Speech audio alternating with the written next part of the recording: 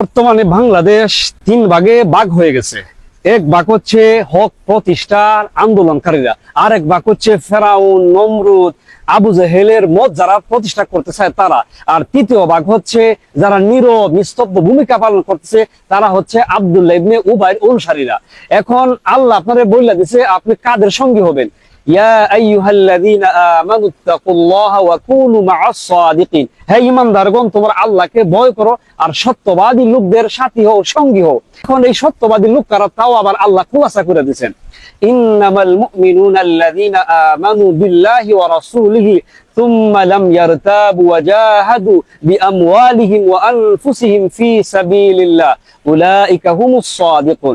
তারাই প্রকৃত মুমিন যারা কোনো প্রকার সন্দেহ ছাড়া আল্লাহ এবং রাসূলের উপর ঈমান এনেছে এবং তাদের জান মাল দিয়া সত্য প্রতিষ্ঠার আন্দোলন করেছে, আল্লাহর রাস্তায় জিহাদ করেছে। উলাইকা হুমুস সাদিকুন, এরাই হচ্ছে সত্যবাদী। এখন সিদ্ধান্ত আপনার। যদি আপনি সত্যবাদীদের সঙ্গী হন, হক প্রতিষ্ঠার আন্দোলনকারীদের সাথে সামিল হন, তাহলে আপনার ঠিকানা হবে মরার পর জান্নাত। আর যদি আপনি জালেম শাসক ফেরাউন, নমরুদ, আব্দুল্লাহ ইবনে উবাইর অনুসারীদের সঙ্গী হন, সাথী হন, তাহলে মরার পর আপনার ঠিকানা হবে জাহান্নাম। সো সিদ্ধান্ত আপনার। লড়াইয়ের ওই ময়দানেতে যেতে তোমাকে হবে, প্রয়োজনে সব রক্তটুকু জমিনেই ঢেলে দেবে। লড়াইয়ের ওই ময়দানেতে